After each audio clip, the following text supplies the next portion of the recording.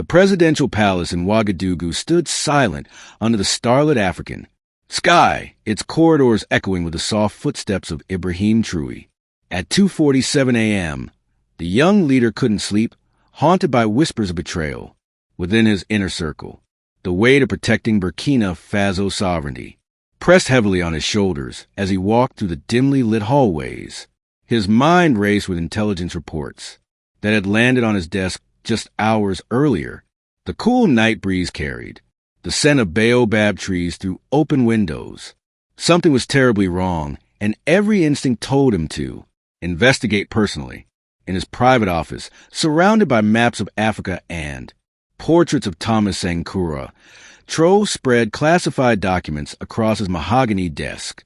The lamplight revealed bank transfers, coded communications, and photographs that painted a disturbing picture. Colonel Abdul Sawadogo, his trusted military advisor for 2 years, had been living a double life. Phone records showed midnight calls to numbers traced back to French intelligence services. Financial documents revealed offshore accounts in the Cayman Islands, funded by suspicious European sources. The evidence was damning, but Traore needed to catch him in the act. The president's secure phone buzzed with an urgent message from his intelligence chief. Colonel Sawadogo meeting foreign contact at Safe House 7. Now Traore's heart pounded as he realized the magnitude of this betrayal. This wasn't just corruption.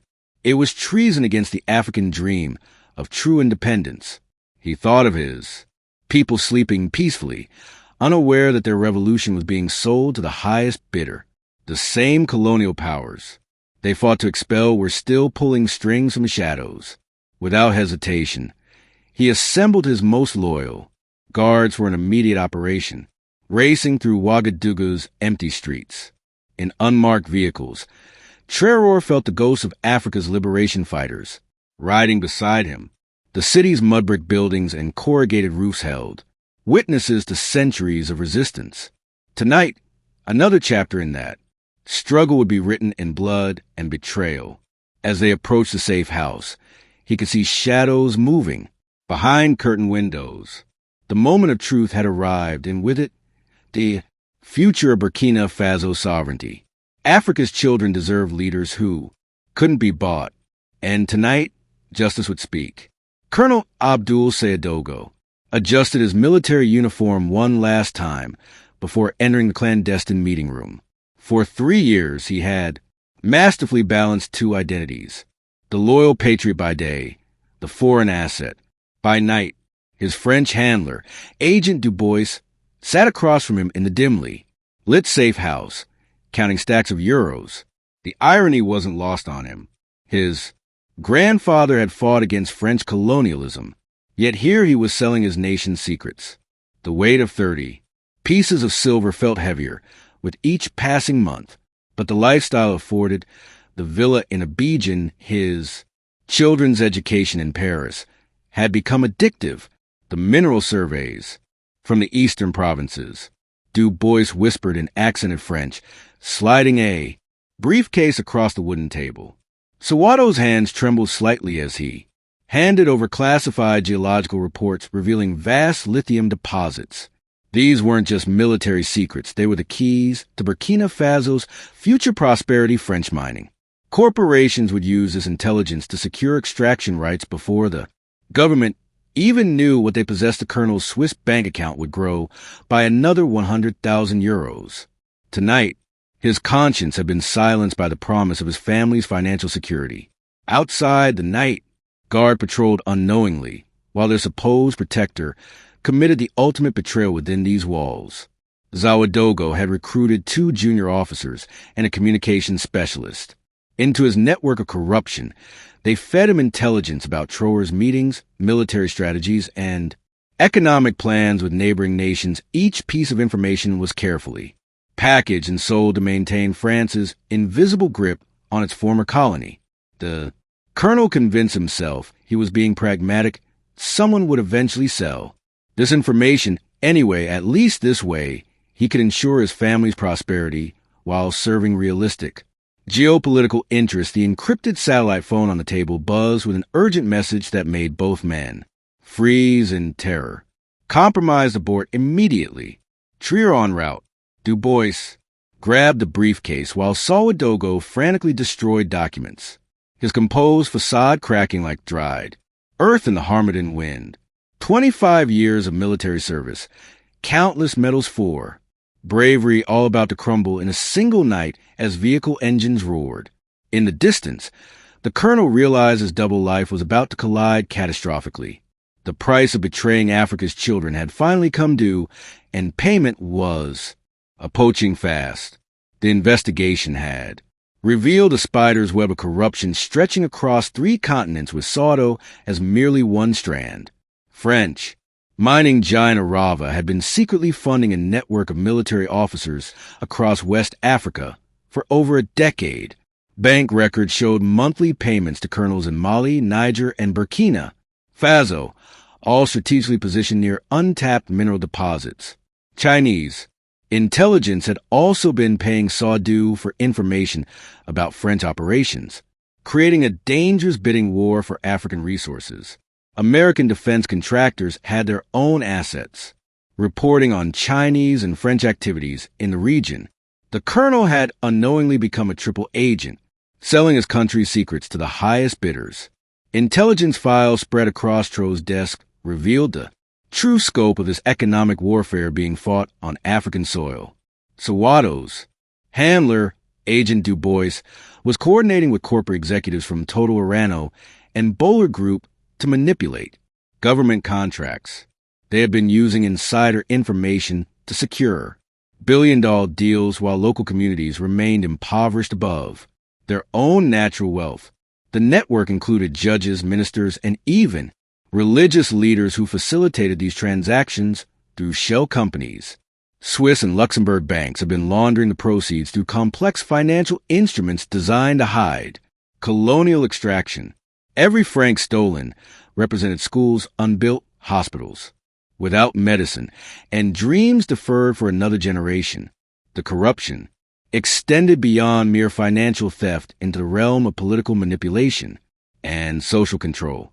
Sawadogo had been providing detailed profiles of young military officers loyal to Traore, allowing foreign powers to identify and eliminate potential threats.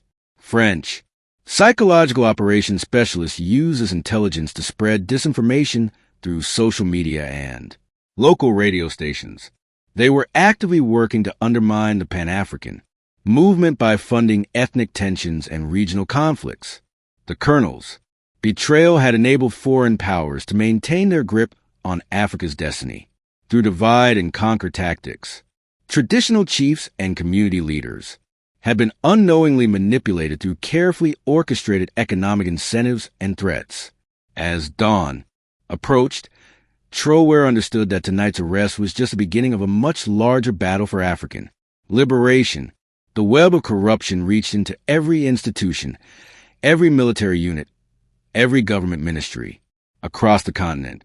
Sawadogo's treachery was a symptom of a deeper disease, the continued colonization of African minds and resources. The evidence before him represented not just individual greed, but a systematic effort to prevent African nations from achieving true sovereignty.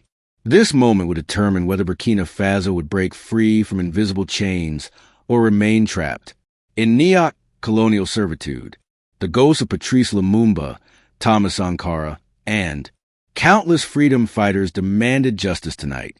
Ibrahim Traoré's convoy surrounded the safe house like lions circling wounded prey in the African savannah.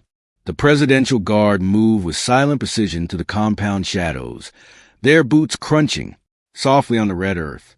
Through night vision scopes, they could see Sawadogo frantically burning documents while his French handler packed classified files into a diplomatic pouch. The betrayal was happening in real time, each flame consuming another piece of Burkina Faso's sovereignty. Traore raised his hand, and 20 elite soldiers prepared to strike.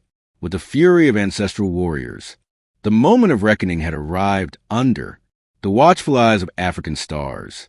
The door exploded inward as Traore himself led the charge, his presence filling the room like rolling thunder across the Sahel.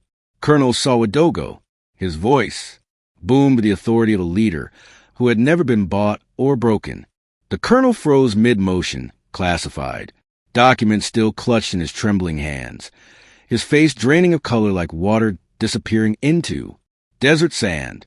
Agent Du Bois reached for his weapon, but found himself staring down the barrels of a dozen assault rifles held by soldiers whose loyalty could never be purchased. The briefcase of euros scattered across the floor, blood money mixing with the dust of African soil. Time seemed suspended as two worldviews, African dignity versus colonial exploitation, faced each other in mortal combat. 25 years I trusted you, brother. Traore's voice carried the pain of personal betrayal mixed with righteous anger. You swore an oath to protect this nation, to honor our ancestors who died fighting these same oppressors. Sawadogo's military bearing crumbled as he fell to his knees, the weight of his treachery crushing him like stones. Mr. President, they promised my family security. They said you would fail. That resistance was futile, he whispered through tears that reflected decades of colonial psychological warfare. The room fell silent, except for the distant sound of morning prayers echoing from Ouagadougou's mosques. Even Agent Du Bois seemed stunned by the raw emotion of this moment, the collision between African brotherhood and Western manipulation. As handcuffs clicked around Sawadogo's wrists, Traore felt the spirits of liberation fighters nodding in approval from the ancestors' realm. Your family's true security lay in Burkina Faso's independence, not in foreign bank accounts, he declared, his words carrying the wisdom of generations. The colonel's tears fell onto the scattered euros, like rain blessing cursed ground, perhaps the first genuine emotion he had shown in years. Du Bois was processed with diplomatic precision, but escorted firmly toward expulsion, his network in ruins. Outside, the sun began to rise over Ouagadougou, painting the sky the colors of Pan-African liberation. This arrest would send shock waves through every colonial network across the continent. Africa's children were no longer for sale. In the village of Kadigu, Aminata Ureo swept her compound, while her children prepared for school in uniforms patched countless times. Her husband had died in the gold mines, poisoned by mercury used in illegal extraction operations that Sawadogo had protected through his corruption network. The promised compensation never came, disappeared into offshore accounts while she struggled to feed 5 children on subsistence farming. Mama, why don't we have clean water like the French manager's house? Her youngest daughter asked, pointing toward the mining company's gated compound. Aminata's weather hands tightened around the broom handle, knowing that her husband's sacrifice had enriched foreign shareholders while his family remained trapped in poverty. The colonel's betrayal wasn't just paperwork. It was stealing food from orphan mouths. Sada Traore, a young teacher in Bobo de Laso, had watched his classroom ceiling collapse during the rainy season, while millions designated for school repairs vanished into Swiss bank accounts. His students sat on broken benches, sharing torn textbooks printed in France that portrayed colonialism as civilization mission. The minerals beneath their feet could have built universities, but Sawadogo's intelligence network ensured foreign corporations extracted wealth without local benefit. Professor, why do our books say we were saved by Europeans? 12-year-old Fatima asked during history class. Sada's hard act, knowing that psychological colonization was as deadly as economic exploitation, poison injected into young African minds. Each day he watched brilliant children's dreams wither under the weight of manufactured inferiority. At the Central Hospital in Ouagadougou, Dr. Vadukane held premature babies whose mothers suffered from malnutrition, while uranium from their ancestral lands powered French nuclear plants. The medical equipment promised by mining companies as community investment never arrived. Funds diverted through shell companies that Sawadogo's network had helped establish. She worked 18-hour shifts with outdated equipment while executives in Paris collected dividends from resources stolen from her patient's birthright. We lose 3 children every weak to preventable diseases, she whispered to her colleague, exhaustion etched in her voice. The colonel's Treachery meant that African children died, so European shareholders could prosper. Every funeral she attended was another indictment of the systematic betrayal of an entire continent. In the cotton fields of Dougou, farmer Somnabor surveyed his withered crops destroyed by chemicals dumped by foreign textile companies that had bribed officials through Sawadogo's corruption network. His grandfather had grown cotton that clothed half of West Africa, but now genetically modified seeds forced farmers into debt, while profits flowed to multinational corporations. Traditional farming knowledge passed down through generations was being criminalized to benefit agribusiness. Patents. My son asks why we are poor when we work the hardest, Solomon told his neighbor, gesturing toward his callous hands. The colonel's betrayal had turned Africa's children into economic slaves on their own land. Tonight's arrest felt like the first breath of freedom after centuries of suffocation. Within hours of Sawadogo's arrest, Traore's intelligence team descended upon the colonel's luxurious villa, like archaeologists uncovering buried secrets. Hidden behind false walls, they discovered encrypted hard drives containing communications with 15 different foreign intelligence services spanning 3 decades. Bank statements revealed a complex web of shell companies in the Cayman Islands, Switzerland, and Singapore, all feeding money into accounts held by military officers across West Africa. The forensic accountants worked through the night following digital breadcrumbs that led to mining contracts worth billions of dollars. Sawadogo's personal safe contained photographs of secret meetings with French, American, and Chinese operatives dating back to his days as a lieutenant.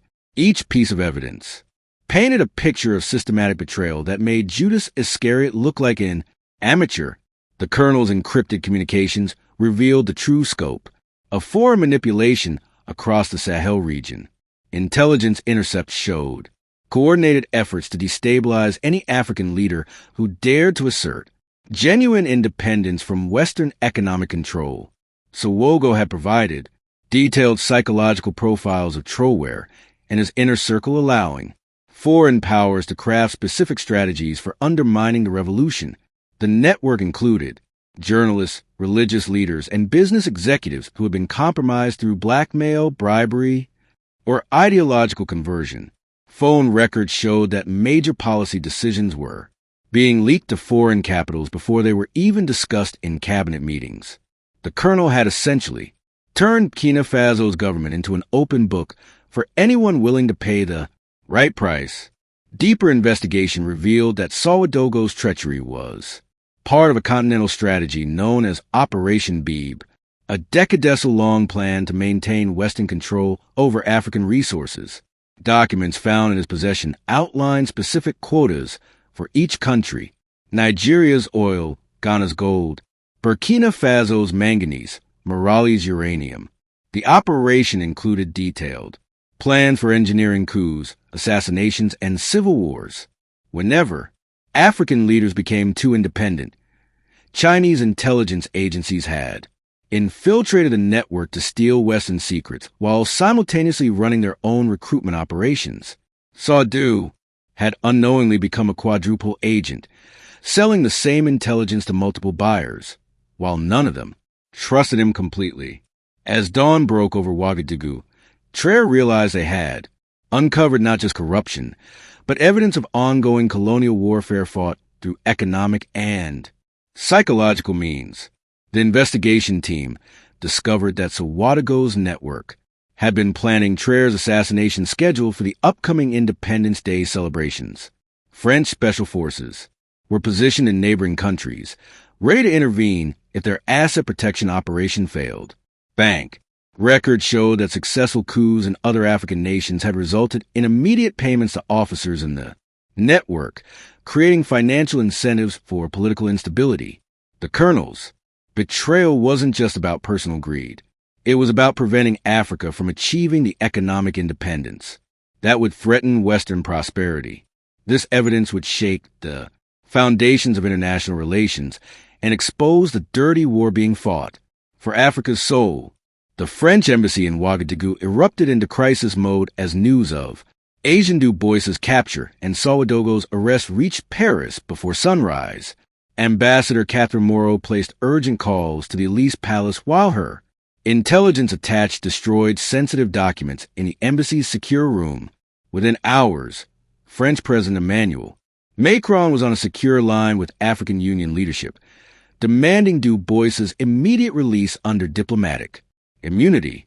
The Quai d'Orsay activated Operation Safeguard, mobilizing political pressure through the United Nations World Bank and International Monetary Fund. French military bases in Ivory Coast and Niger were placed on high alert as backup plans activated. The colonial empire's invisible infrastructure was being exposed and panic spread through European capitals like wildfire. By noon, international pressure intensified as corporate executives from Total Ava and Bowler Group contacted their government liaison demanding immediate action. The American State Department issued carefully worded statements about concerning developments in Burkina Faso, while CIA analysts scrambled to assess damage to their own intelligence networks, Chinese foreign. Ministry officials publicly supported Burkina Faso sovereignty while privately calculating how Sawadogo's arrest affected their own operations. The World Bank threatened to suspend development loans, and French media launched coordinated attacks portraying Traore as an unstable dictator. Swiss banks began freezing accounts linked to the investigation, claiming technical difficulties while protecting their wealthy clients. The speed of international coordination revealed the true scope of the conspiracy Traore had uncovered. Economic warfare escalated as European Union representatives threatened trade, sanctions, and visa restrictions against Burkina Faso's leadership. French mining companies suspended operations claiming security concerns while actually protecting their illegal extraction activities from exposure. The African franc, controlled by the French treasury, experienced mysterious volatility, designed to destabilize Burkina Faso's economy. International courts received anonymous petitions challenging the arrests as violations of international law and threats to regional stability.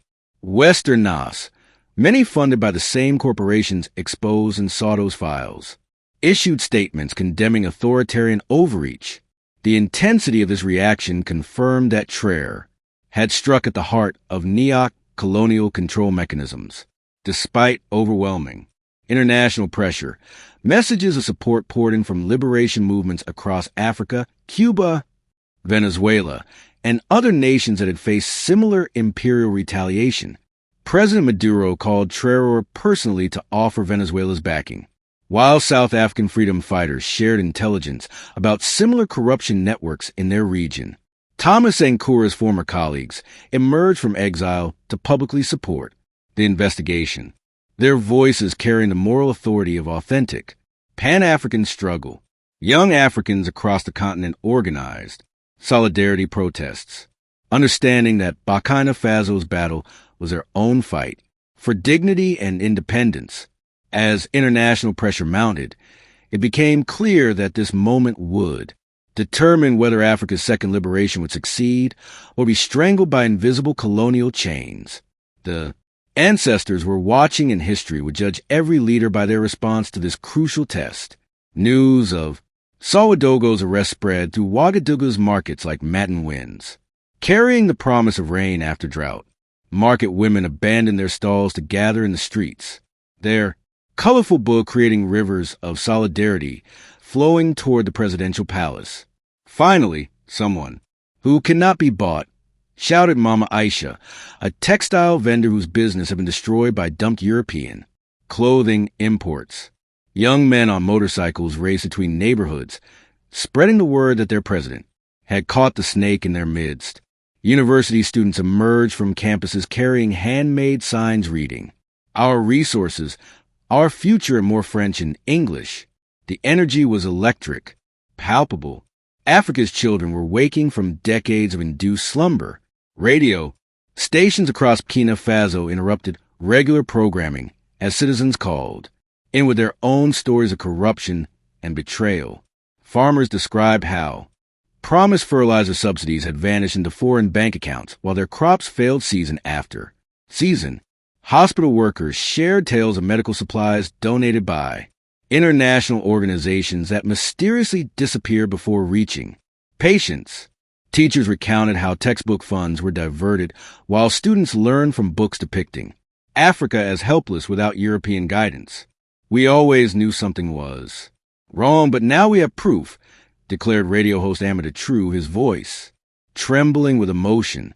Each testimony added another stone to the mountain of evidence against systematic exploitation. In the village of Dori, elderly Chief Nabakango convened an emergency meeting of traditional leaders under the ancient baobab tree. Our ancestors whispered warnings in our dreams, but we didn't understand their message, he said, his weathered face reflecting decades of watching his people's wealth flow to foreign lands. Traditional drummers sent coded messages across the countryside, alerting remote communities to gather for the largest popular assembly since independence. Griots composed new songs celebrating Traore's courage while condemning those who sold their birthright for foreign gold. The spiritual and political awakening merged as Islam, Christianity, and traditional religions united in condemnation of the colonial exploitation. Africa's cultural soul was reclaiming its voice after generations of imposed silence. By evening, peaceful demonstrations filled every major city, as citizens demanded complete transparency in government and the trial of all collaborators with foreign powers. Women's groups organized cooking brigades to feed protesters while young people created social media campaigns reaching Africans across the continent. International media tried to portray the gatherings as mob rule, but the discipline and organization revealed a politically mature population reclaiming its destiny. Burkina Faso, living in Europe and America, organized solidarity. Protests outside French embassies. Their exile giving them unique perspective on colonial manipulation. This wasn't just about one corrupt colonel. It was about breaking the psychological chains that had kept Africa's children believing they needed foreign salvation.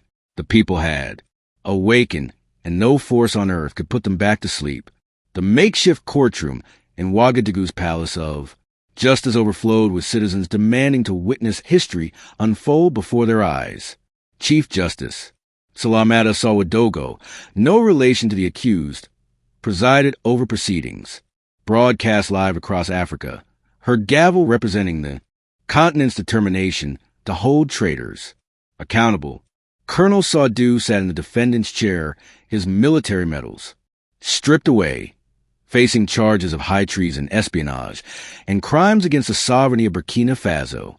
The prosecution presented mountains of evidence, encrypted communications bank, statements, photographs, and testimony from intelligence operatives who had turned state's evidence international.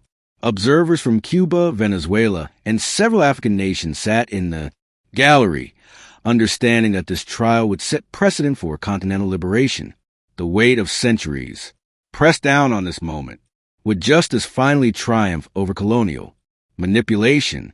Prosecutor Fatima Wedrao methodically presented evidence of Sawadogo's betrayal, each document projection causing gasps. From the packed courtroom, bank records showed that uranium contracts were worth $2.30. $1 billion had been negotiated using intelligence the colonel provided to French mining corporations. Encrypted messages revealed his role in sabotaging economic agreements with China and Russia that would have diversified Burkina Faso's partnerships. Phone intercepts captured conversations, where Sawadogo provided psychological profiles of President Traore to foreign operatives planning destabilization campaigns. The prosecutor's voice carried the pain of every African child whose future had been sold to foreign interests. This defendant didn't just betray one man or one government. He betrayed every African ancestor who died fighting colonialism. Defense attorney Musa Kabor struggled to justify his client's actions, falling back on claims of pragmatic realism and inevitable globalization. My client believed he was protecting Burkina Faso from international isolation.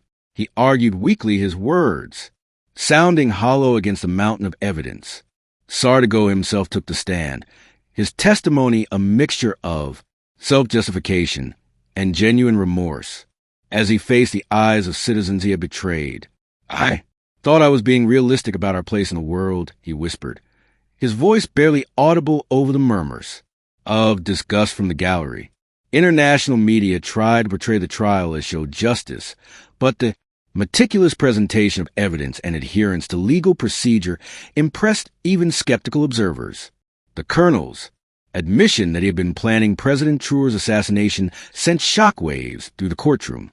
After 3 days of testimony, Chief Justice Sawadogo delivered a verdict that would echo across continents and through history, guilty on all counts. Her voice rang with the authority of African jurisprudence, finally asserting itself against centuries of impunity. The sentence life imprisonment with labor, devoted to national reconstruction, meant the colonel would spend his remaining years building the infrastructure his betrayal had prevented. Seized assets would fund schools, hospitals, and agricultural development in the communities most damaged by corruption. As the gavel fell, spontaneous celebrations erupted across Burkina Faso, with citizens dancing in streets while singing songs of liberation. The trial had become more than legal proceedings. It was Africa's declaration that the era of unpunished betrayal was ending. Justice had spoken in an African voice, and the world was listening. 6 months after Sawadogo's conviction, Burkina Faso emerged transformed like a butterfly, breaking free from colonial cocoons. The seized assets from corruption networks funded the construction of 50 new schools across rural villages, their red brick walls rising like monuments to recovered dignity. Young Burkina Bay engineers, educated with scholarships from diversified partnerships with Russia, China, and Cuba, returned home to manage the nation's mineral wealth independently. The uranium mines that once enriched French corporations now powered local energy grids, bringing electricity to communities that had lived in darkness for generations. Traditional chiefs worked alongside government officials to ensure development respected ancestral lands and cultural values. The psychological liberation proved as valuable as economic independence. Africa's children were learning to believe in themselves again. President Traore stood before the United Nations General Assembly, his words carrying the moral authority of a leader who had proven that African sovereignty was not negotiable. "We have demonstrated that corruption is not cultural destiny, but colonial weapon," he declared his speech, inspiring liberation movements across the global south. Burkina Faso's model spread like wildfire through West Africa as other nations demanded audits of their own military and political establishments.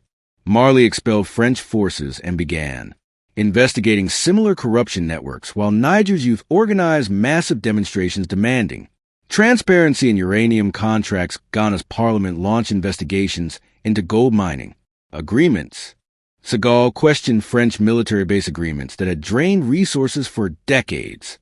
The domino effect of African awakening accelerated beyond colonial powers' ability to contain or control.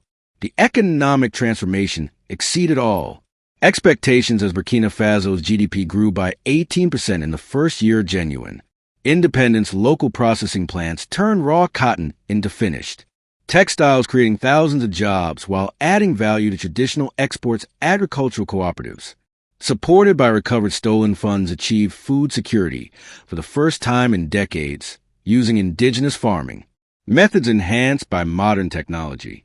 The national currency, backed by gold and lithium reserves no longer being plundered by foreign corporations, achieved regional stability and respect. Young entrepreneurs launched technology companies, cultural enterprises, and manufacturing ventures that had been impossible under colonial extraction economics. Burkina Faso became living proof that African nations could thrive when their wealth stayed home to benefit their own people. As the first anniversary of Sawadogo's arrest approached, Ibrahim Traoré visited Thomas Sankoura's grave in Dagnoan Cemetery, carrying flowers in the gratitude of a liberated nation. "Brother, we kept the promise," he whispered to the eternal revolutionary, his voice carrying across the red earth. where so many dreams have been buried by colonial bullets.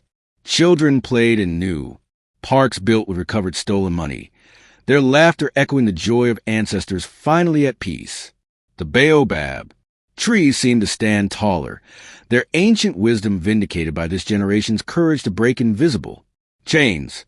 African liberation was no longer a dream deferred, but a reality spreading across the continent like sunrise over Sahel. The new dawn of sovereignty had arrived, and no force on earth could ever again eclipse Africa's rightful place in the sun.